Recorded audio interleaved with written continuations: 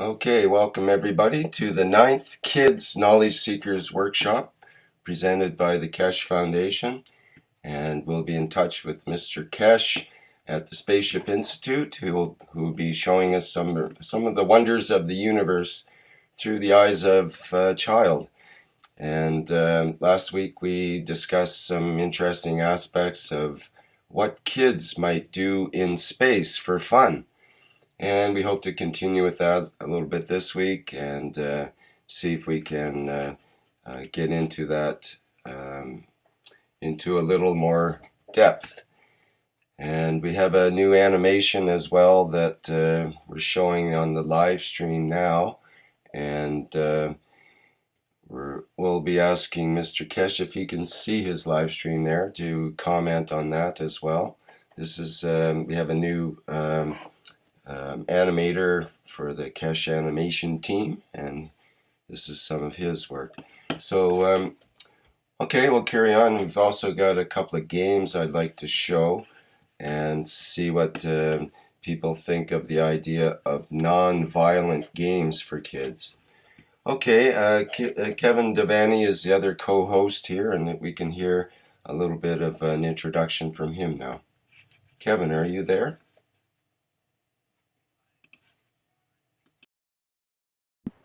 The thing is, as Rick said already, and also in the last workshop, talking about, all those games filled with violence, aggression, killing. Is the future going to look like? Because Rick, showed me one or two games which he created, teaching kids, how not to kill and how to have empathy with one another, to nail it down to. So could you go? Yeah, that would really interest me, because you also talked about a lot of things, how people actually not going to use a parachute anymore because they're going to use some kind of positioning technology, because they can have the choice to be anywhere. So I would really appreciate that if you could go into depth what the future going to look like for kids, children, adults, teenagers, younger adults, in terms of games, fun, entertainment, pleasure. Thank you. Good morning, good evening, hello to everyone. We are watching the video on the live stream as it's played. Can you explain to us what it is which you have put on, that we can enjoy to understand what it is? Yes, okay. The video I have up now, it'll come up on the live stream in just a second here as an example, shows the inner core of basically a copper type reactor, and this reactor would have a center pin that would be nano coated. That would be a copper oxide type nano coated center pin. And what Jeff Reisner is the animator's name. What Jeff is trying to illustrate is the incoming and outgoing fields, the gravitational and magnetic fields at the center pin of this reactor. I'll start the animation here now for this particular one. It'll take a bit to come through. You can see on the live stream that the blue arrows show going the outward magnetic forces, and the red arrows show the inward gravitational forces. I believe that's the way it's illustrated. Showing fields. Sorry, go ahead. We don't call it magnetic. It's a magnetical, which means from the interaction of two fields, like gravitational. When we talk about magnetic, it's just a field, but when we call magnetical, it's the repulsion fields. And that's what we call the blue fields. Magnetical and gravitational, so we understand it's from the interaction of two fields. And can I get clear about the magnetical? Magnetical is different than magnetic. Magnetical is not the same as measuring a magnetic field. Like the magnetic field of the Earth is not the same as the magnetical field of the Earth, right? No, magnetical field and gravitational. That's what we call magravs. Magnetic gravitation comes from interaction of two dissimilar poles, which they get gravitated to each other. And magnetical is the interaction between two similar poles, which the effect is the fields of repulsion. So when we speak about the Earth atmosphere, it is the size of the Earth atmosphere is the balance fields between the gravitational and magnetical. It means what is pulling together between the magnetic central fields of the center of the Earth and what is the repulsion of the fields. So the balance between the two becomes what we call the mass, and the shape of it is the atmosphere of the Earth, of the planet. Mr. Keshe, is there some way to measure those two fields individually, the magnetical and gravitational? Or are we not really able to do that in science at this point? Yes, this is what we're devising a system for it, because what you call every entity, even the weight of a child, or what you call it, the mass of a child, is the same throughout the universe. Doesn't matter wherever you are. If your mass is 20 kilogram, for example, doesn't matter if you're on the moon, if you're on Mars, if you're in another galaxy, you're still 20 kilogram, because this mass is dictated by the interaction or the balance between gravitational and the magnetical. And because gravitational field in the center are stronger, so always are more heavier. So when you take what is repulsion fields from what is attraction, this gives you the mass of the body. And then when your mass, which is itself gravitational magnetic field, is magnetically dependent, in interaction with the gravitational magnetic field of, let's say, the Earth, gives your weight. And then when you go on the scale, your weight is 35 kilo. Or your weight is 25 kilo, where your mass was 20 kilo. It all depends how the gravitational fields and magnetical fields of the environment interacts with the magnetical gravitational field of the mass of the person. So when you have a mass, you have a sphere around you, and whatever is in that sphere is independent of other fields in that environment, because now it's made its own cocoon, it's made its own nest. Whatever is in the nest is independent of what's outside the nest, and we call the weight of that nest the mass of the matter, the nest. And then when the fields of the nest interacts with the fields of the environment, then you find the weight, we call it, of the body. Mass is the balance fields internally inside. Weight is the balance field between the environment and what is created inside as the fields. That's why you weigh different on Earth and you weigh different on the moon. But your mass on the moon and the Earth is exactly the same. So this is how a lot of scientists could not understand. For the first time we have explained in the books that in a simple way, your mass is the difference between your gravitational field minus your magnetical field. What is, because magnetical is in the center, is always much stronger, heavier than what is going out, so that gives you the mass. And mass is constant because that's your cocoon. What's inside the Earth belongs to Earth. We don't float in the space because the Earth cocoon keeps us. And the boundary where the gravitational magnetic fields become to balance, that becomes the upper atmosphere, becomes the atmosphere of the Earth, we call it. And that's the reason why, as we go further away from the surface of the Earth, our gravity reduces, because the gravitational fields are centered to the center, they're pulling together. Gravity means gravitation, gravitating, pulling together. So as you go further, there is less to pull, but there's more to push. And then where the magnetical and gravitational field find balance, that's what we call the upper atmosphere. That's the boundary of this planet. In respect to the fields internally it has created, and the size of it, how much it expands, is very much dictated by the gravitational magnetic field of the plasma of the sun. So that's where the difference comes.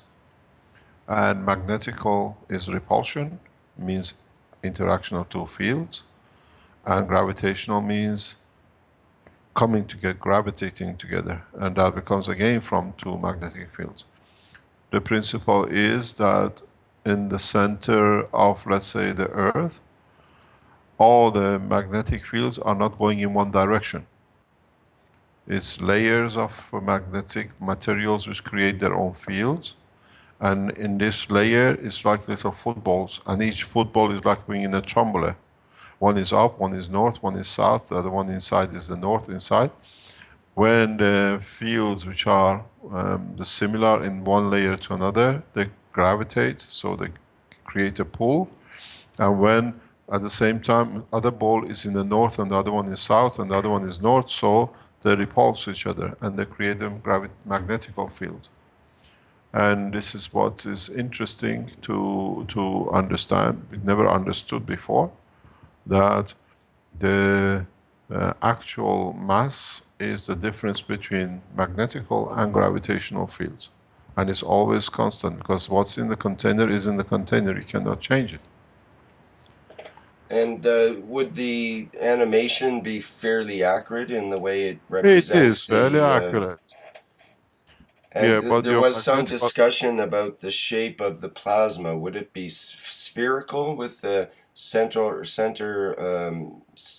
electrode is like more that, spherical. Yes, it's much more spherical.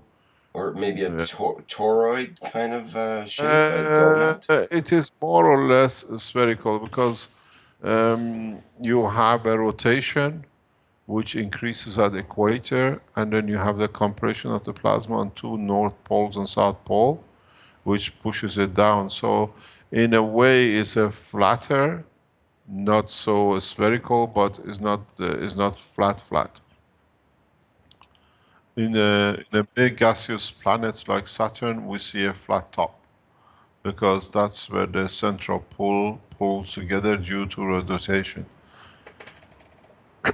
The size of the sphere, or the diameter of the sphere at the equator, is literally dictated by the magnetical gravitational and interaction of the inertia, which is the atomic mass of the material in the structure.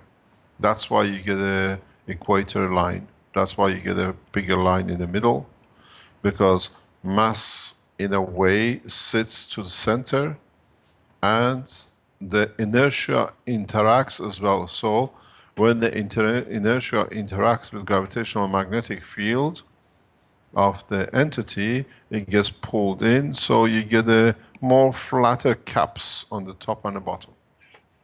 It's the inertia pull of the entity. There is a difference between the inertia and gravity, or what you call magrav.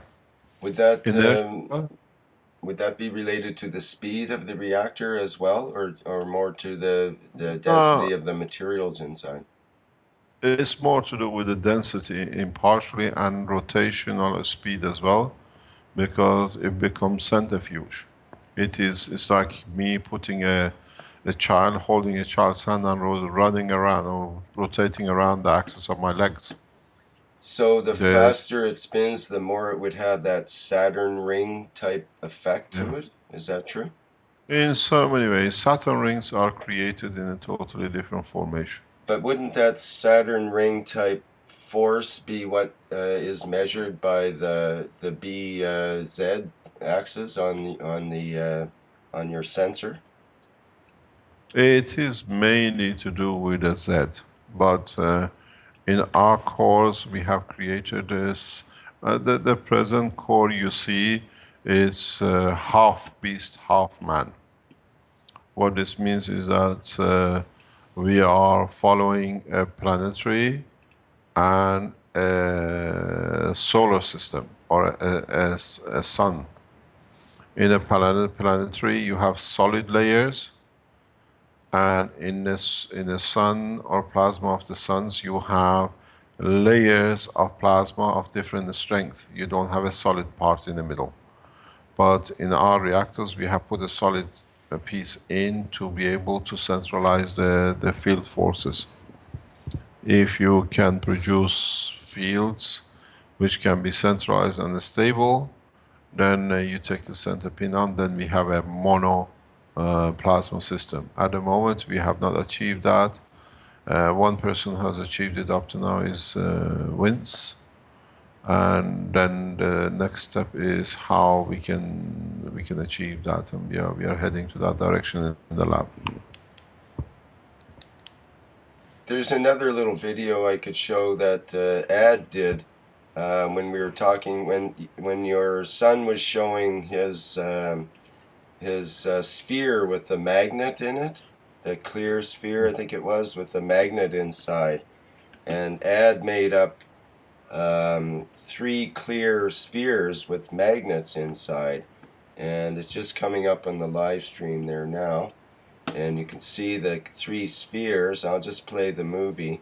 And you can see the interaction of the spheres with the magnets.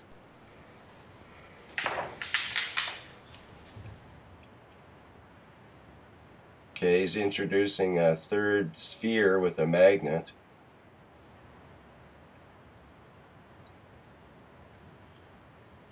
Oops, there we go. Let's just get it started properly. There we go. Okay, so he's introducing the sphere with a magnet, and you can see how it influences the other magnets in the other spheres. Where is your spheres? The balls you had on a pin.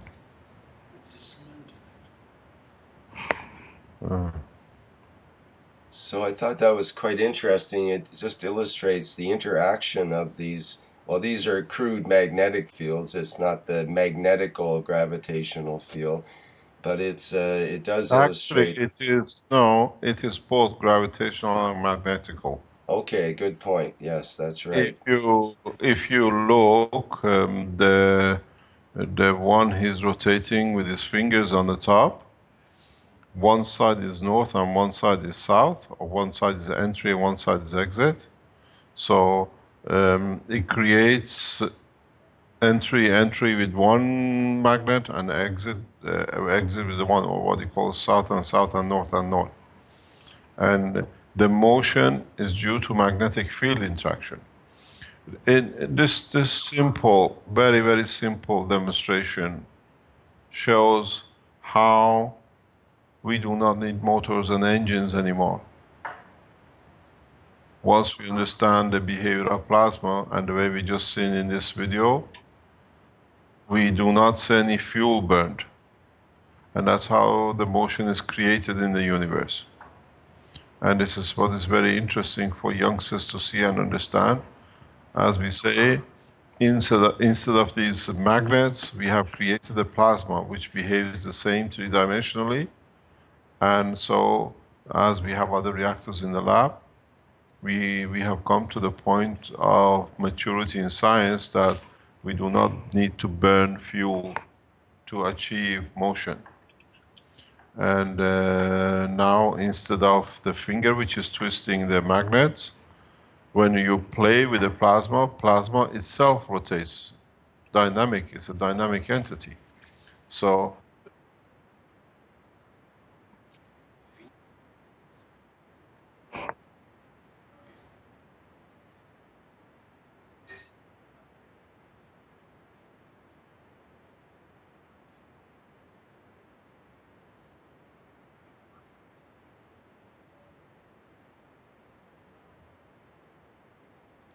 Ah, I didn't get that question on the live stream. Let me get that a little better. How is it that the plasma is self-rotating?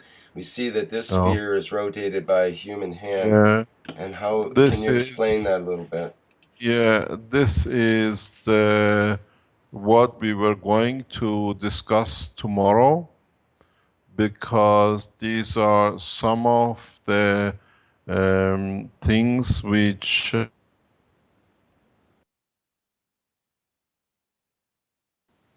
Oh, we and lost the sound there. Okay, we just lost the sound. go into the depth about these things, because we spoke about it with the knowledge seekers here this week. One of the only reason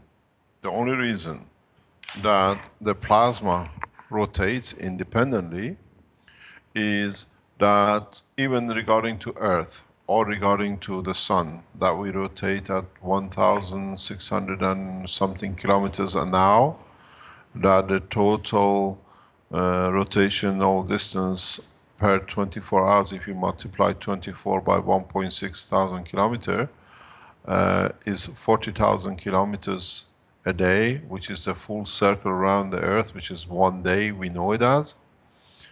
These motions of entities, we don't have a motor to rotate the Earth. What happened? As gravitational and magnetic fields in the planet are created by matters and fields, as gravity pulls in, the magnetical field pushes out, this creates a heartbeat. But as the structure of the planet is not mono material, is a mixture of different fields, one place, like exactly as you've just seen, if you bring that picture back where you rotate the magnet on the top, one side is not stronger one layer than the others, so the field is going to follow. Can you show the picture again? You see, that's how magnetic fields come together and then they go in. But if you show, yes, just show the rotation of the magnets. If you can have this for tomorrow's teaching, we'll talk about it. So what happened? In fact, inside the plasma, one field in one corner is not as strong as the other, and the other sides to catch up, to link up, to reach the stronger. By then the stronger has moved. And this pulsation and the difference in gravitational magnetic field in different layers that they're trying to catch up with each other creates the rotational motion of the plasma. So the rotational motion of a plasma is due to gradients in different layers of material inside the plasma, and the pulsation as the mass inside stays the same, but the fields change. And in so many ways, over millions of years, a mass changes, because mass is made of fields and the fields radiate outside. If the field radiated outside is more than what comes in, so you reduce in mass. So the natural process of the rotation of the plasma comes from the difference in the gradient of the magnetic field inside, plus that's in layers, plus the magnetic gravitational fields and magnetical gravitational fields, which one is trying to catch up with the other one, so it creates a pulse and a rotation at the same time. If man stands far enough from the Earth, they will see that our Earth has a heartbeat too. If we go to Sun has a heartbeat too. If this heartbeat, what we call the magnetical field beat, is not there, then it's not a planet, it's not a living entity. And that's how the motion is created. In one way, if I can show it in the video by hand, it's, let me see, we can get it on the, can we go on the Skype? Okay. Okay, we try to open the camera. Can you see the camera? Can you see my hand? I can see it here, Rick. Are you okay? Yeah. So if you take the fingers as magnetic and gravitational fields, and the center, I try to show you. What happens? It beats. The beating goes like this, but at the same time there is a motion due to the field. So in a way, you create a motion by beating, and this beating pulls and pushes the matter which is inside the planet, and this push and pull creates another field difference between different materials, and as the fields try to catch up, it creates a heartbeat and a rotation. And that's how the rotation of the plasma is created. It's a natural process. The reason for it being the beat comes is different fields of different strength as they radiate out, they create different layers of plasma strength inside the plasma. So this is how the sun does. So the field strength and change and non-unity of the field strength creates a beat, magnetical beat, and then as they're trying to catch up, as you've seen in the video, the one magnet is trying to catch up with the other one, so it twists, and by the time it's passed, it comes around again, it tries to catch up. What you show in that video is actually the, what you call, the magnetical field of the plasma. And that's the heartbeat of it. This is what they call the rotation of plasma, but you don't have the beat of the plasma. I think that's a good cue for Vince to show his movie that he was showing us just before the workshop. Yeah, but Marco was just saying that. Yeah, Marco was just saying you can show that. Okay, So- let me see if I can start it. Just one sec here, okay, Rick? Okay.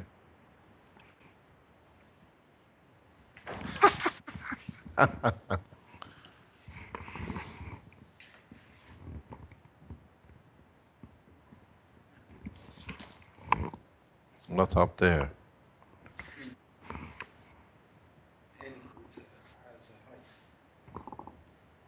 You understand? So, but you Okay, tell me when you can see it, Rick. the field here, in this case, comes in this. Okay. Understand? Can you see it, Mr. This is Ketch? the atmosphere, which means the field.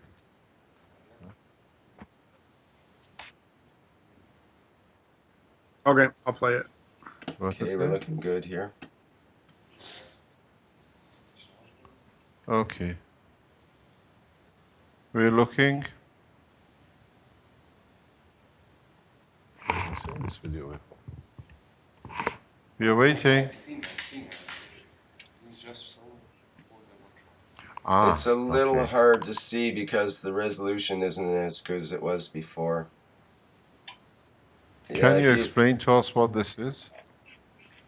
Yeah, go Okay, ahead. so what I have is on the left-hand side in the bucket is the CO2 GaNs from a zinc nano-coated and zinc uncoated cells.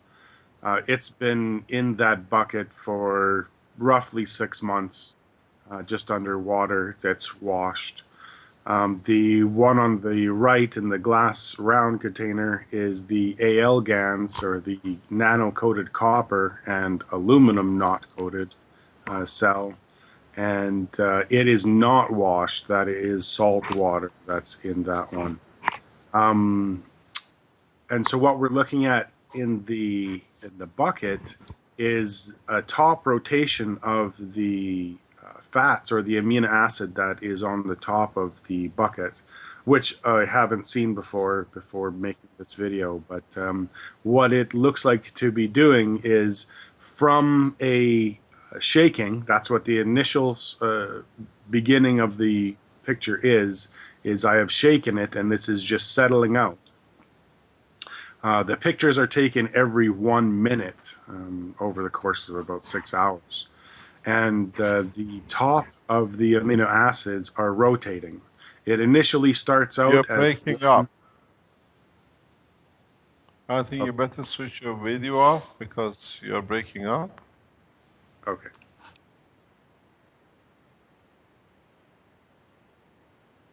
Must interfere at the other end there. Yeah, I'll just stop my sharing so that it's not so bandwidth heavy on the Spaceship Institute. Is that better, Mr. Kesh? Yeah, we can hear you now. It's a beautiful picture. What I'm going to do, we try to set something to show the same thing with the dynamic magnetic fields of our plasma. This is, we did this about 4 years ago, 3-4 years ago. And it was the only way we could see the field, dynamic fields. Now, as I always said, when you start, we start. So we're going to show you, we most probably video it this week, and we're going to show it. We have plenty of gases that we can mix because we've seen the magnetic channels. And now we can show, by putting same kind of There's another container. important piece, Mr. Kesh, that I wanted to just let you know about with Just this. tell us, yeah. Is that when I initially shook it and it started to rotate on the top of the amino acids, it was rotating in one big galaxy kind of formation. But as the time went on, we seen it get faster and faster and smaller on one side of the container. And then it split into two, and the other one rotated in the opposite direction. Mm-hmm. So that I just wanted to see, because that's a confirmation on what you've said about the universe as well, where our universe came from another universe and has a sister universe. So This is the division of a neutron. Division, This is something exactly. we're going to speak tomorrow. Yeah, exactly. It's on the list to speak tomorrow. That's how neutron divide. But I don't want to take And too much time at the kids' workshop. Yeah, but the kids have to see to understand that there is not a talk. They can see the motion without the. You showed it with the magnets. Now you show it in the liquid state, which is the human body itself. Yeah, JF But has a really nice demonstration too. I don't have the links offhand here. If someone could post that in the Skype, I could put that up as well. I would have to find them. He has some time-lapse pictures that of a very similar effect of the spinning of this upper surface of the fluid. Very interesting. Maybe we can show something if we can bring the live stream on, that the children see for the first time we have shown. If you can go on a live stream where we are on the, what do you call it, on the lab. Sure. Where, if you can put it up and then I explain it.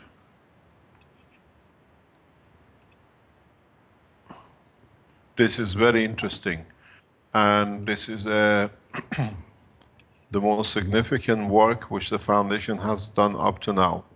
If the world of science understand, and it changed the future of the humanity, but it's good for the children to see how their life has changed and how this technology, as of more or less today, or what we've shown since yesterday, confirms the major breakthrough in the world of motion. I'm just waiting for you to put the link up that we can see it. It's up there now. It'll be coming through in your live stream right away.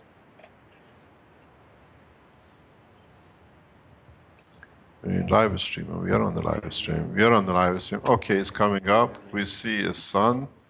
No, we need our live stream. We haven't seen it yet. Yeah, I might just need to refresh because it's up there for me.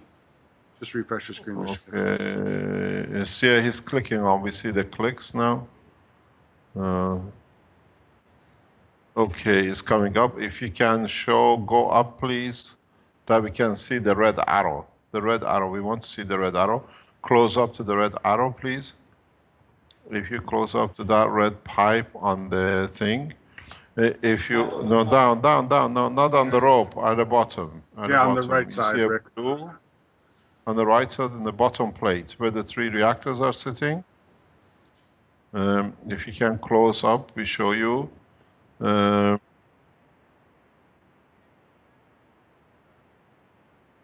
Okay.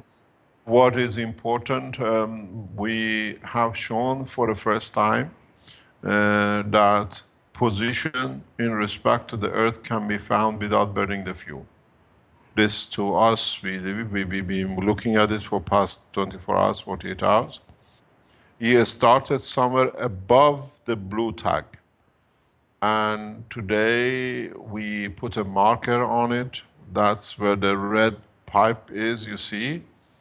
And we have descended by about 2 centimeters without burning any fuel. And as before we saw the kilogram changes, now it's the first time we see positioning. This was what we set out to do, and in a way we have proven in a very simple way, and it's nice to show it for the first time on the children's channel of the programs of the foundation, because this will touch every life of every human being on this planet from now on. You see 3 very small, 4 very little reactors are working.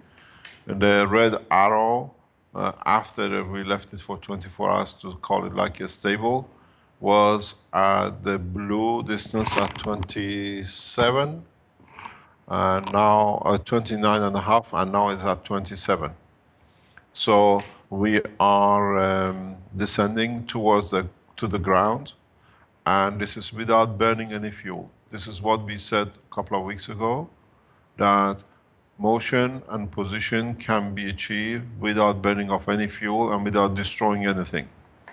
And now this physically shows it.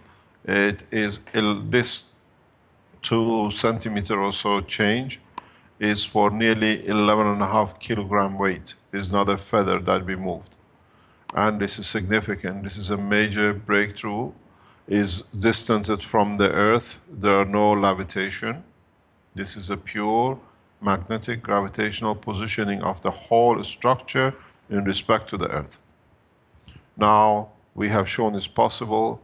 This position can be reached, and we have shown with the field detectors that the field is not that big. So this changes. Literally, this picture shows the change in the course of humanity. And this will benefit every child on this planet. There will be no burning of the fuel to create CO2. There will be no damaging of the environment, that what we've done and your forefathers have done by adding CO2s and changing the climate from today, and the expansion of this knowledge in coming weeks and months. This is what we say goodbye to fossil fuel. We do not need to burn to obtain and attain position. And in the coming time, the system, and we have shown, can produce its own energy. So it's a self-sufficient, very much what you saw as a clear ball with 3 magnets in it, and then the 4th magnet coming inside.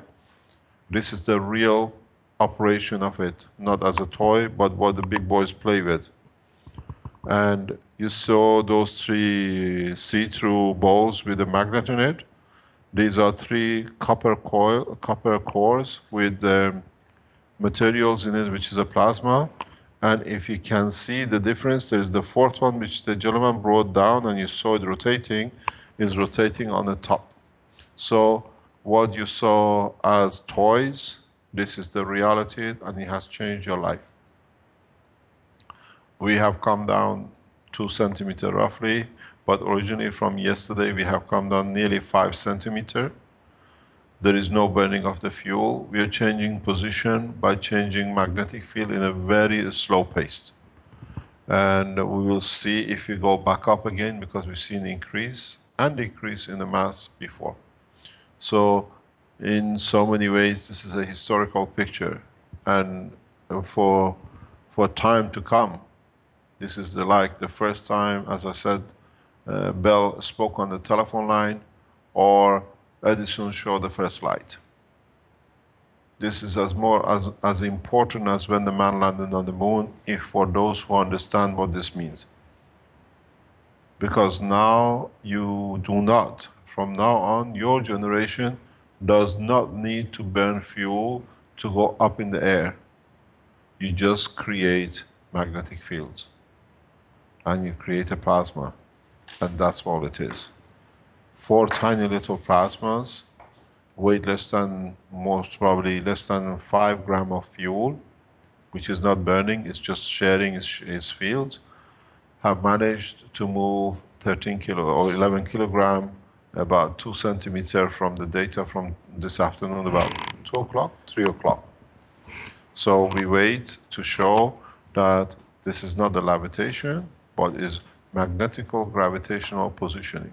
And this is one of the most historical pictures you ever see in your life if you understand it. This little picture, that little reactor you see in front of you rotating, has changed your life and the life of the man on this planet. We have achieved positioning without burning, and then we can extend this to a knowledge that you can fly anywhere around the earth without burning any fuel by positioning yourself.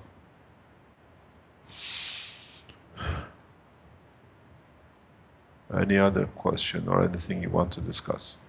So I'll try to go faster on my building of my reactors then. Now we have shown it is done.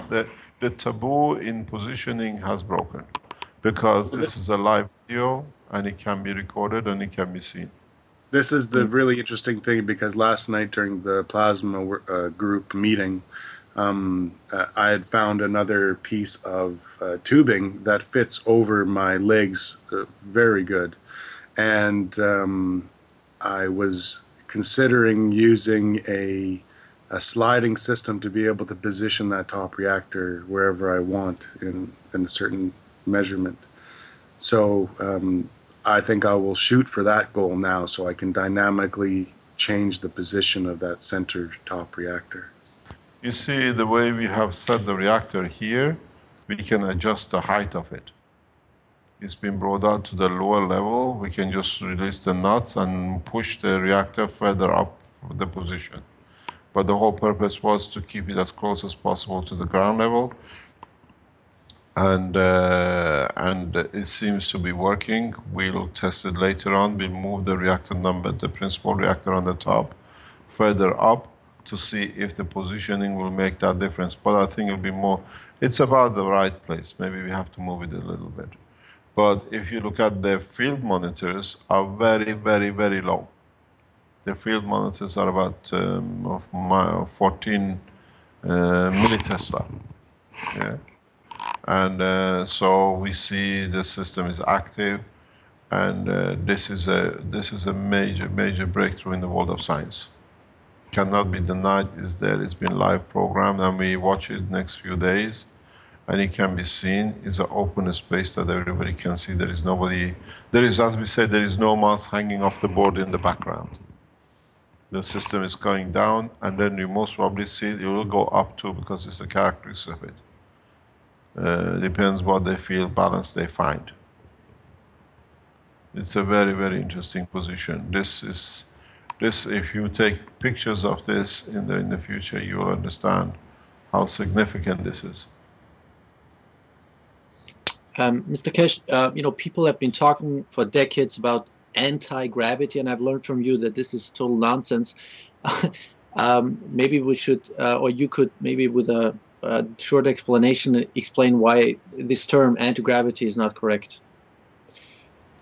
Anti-gravity is not correct because man did not understand that the gravity is made of the same fields as magnetical field of the planet is made of. The anti-gravity does not exist. The word is even should not be in the vocabulary of the man. Mm. You create a gravity in one object, and the other object creates its own gravity. And when they find balance between the magnetical and gravitational field of the both objects, then this is where you're going to be positioned. So Earth is constantly positioned in respect to the sun in a given position due to the balance of these fields. But in this system now, we have the possibilities and control to change the fields. So let's say one day we are the moon in respect to the Earth, and we change the fields. Tomorrow we are Saturn in respect to the Earth. We stand further or we come closer. And now we see the operation of the magnetical and gravitational field.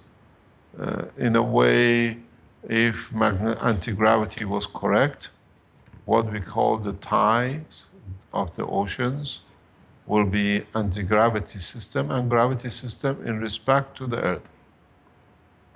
But in fact, the gravitational magnetic field of the moon in certain times in respect to the sun, in respect to the rotational field of the Earth and the position of the Earth in the solar system, is less interfered by the sun.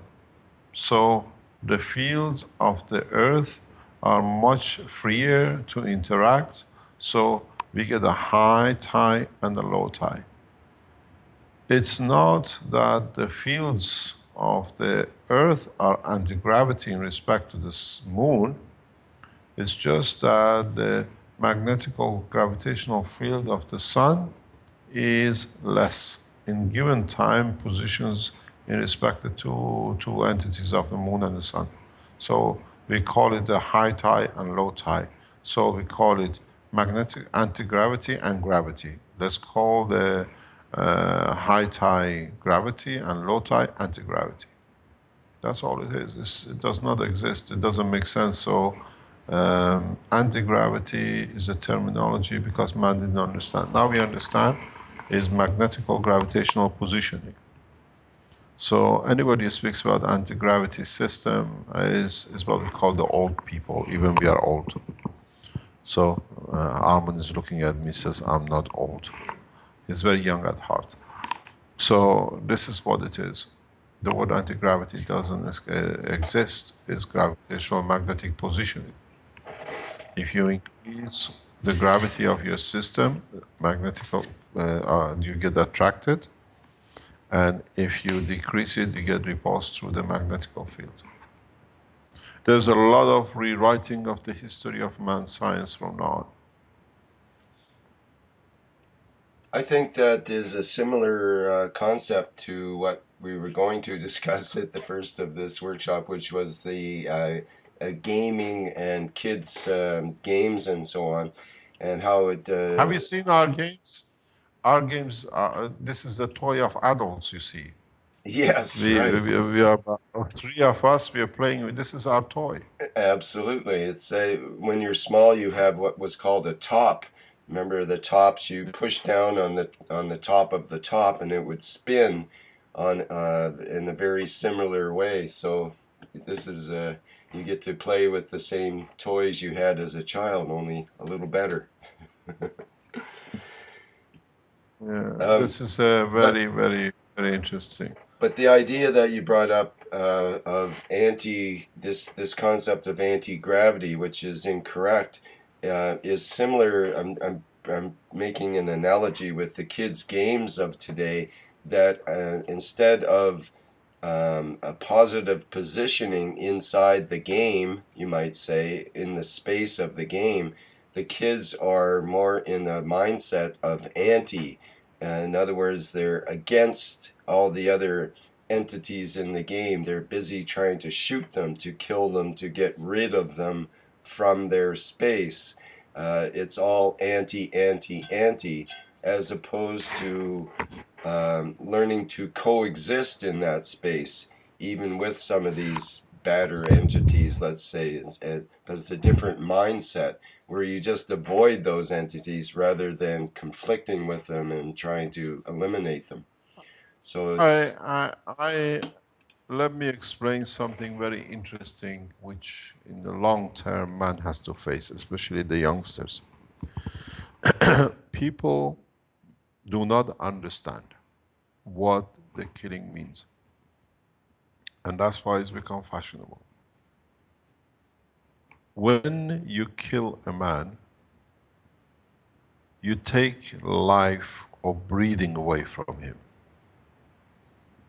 But you do not take the essence of the creation, which is his cells. And then what happens? You put a man, you bury the man. What happens? The cells evolve and they get eaten by worms, by other animals. The worms get eaten by, let's say, the birds. And part of the nourishment of the body of the man becomes vegetation, which grows above because the root reaches the man. The question to kill is very simple. Would you like to eat another man? Because you eat the food which grows out of it. Would you like to eat the bird, which is eating the worm, which is eating the man? If human race understands this, we'll never touch a gun. Because when you kill a man, you don't throw it in the space and goes away. It becomes part of the structure that it gets eaten by you or your future generation. Would you like to eat another man? Why don't you eat it when it's alive, then killing it and eat it later on? This has to come home to humanity. It's delay time, but at the end it becomes part of you.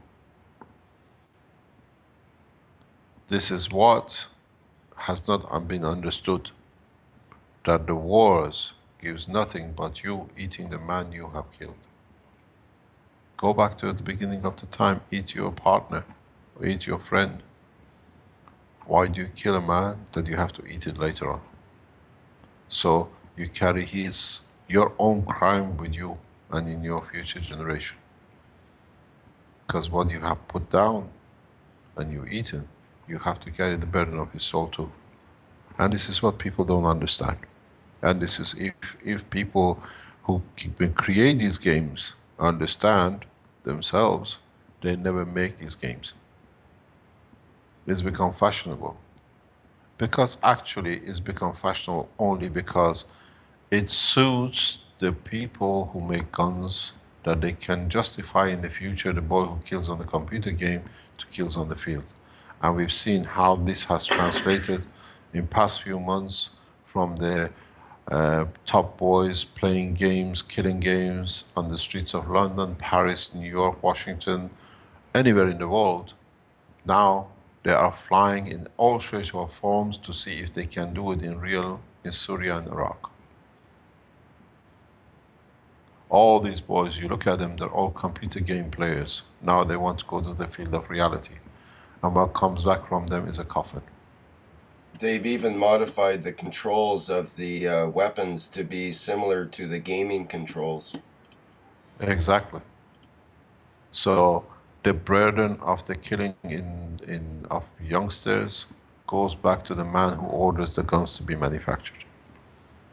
It's going to be a horrible time for those who are in this, even the game plays. Because the people who manufacture these gun games and shooting games, they are, and now they have become part of the criminal scene. And their souls have to pay for their work. This is very deep. If you go and look into it, you want to open it for children, you want to have a normal soul operation and live a normal life, it has to become habitual not to touch, because then even by picture killing, then it becomes a man killing because of normality. And that's what they are trying to do. Violence to become a normality. I think the way they have banned sex movies and children cannot watch pornography, there should be nowhere on this planet one can buy a single game which has guns in it or shoots. I think the biggest mistake has been for Disney. Nobody has followed him. And if we would have followed the way he made cartoons, it was all pleasure and no fight. Even you never see anybody being killed in cartoons of Disney when he was in charge. They used it to abuse it, so we'll see what happens. What I said to somebody recently is, start going and find out what happens to the game makers. Paris, Tokyo, South Korea, now there are people making games. The history of the life of these game makers who make all these battlefields and gunfields. You see what a horrible life they live. Because now they become part of the criminality. Any other things we can, or we have had our time for today? Yeah, we're up to almost an hour here, so we probably should end it for today. Maybe we can get into Yes. that topic a little more in the next workshop in the terms of gaming and so on. I can illustrate with a couple of games and so on. So, That was quite interesting. Is there anything else we should announce or talk about before we end the now, really, workshop?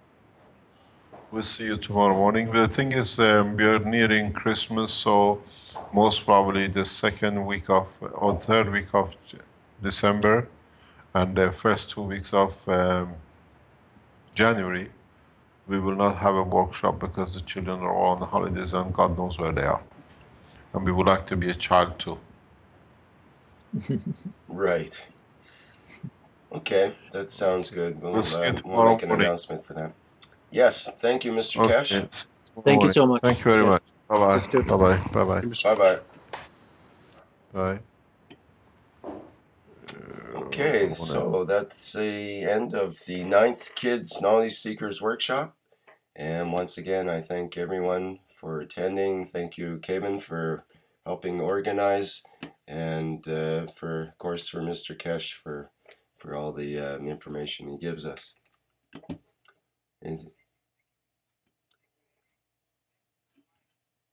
Okay. Sure. Okay. All right. Bye, everyone.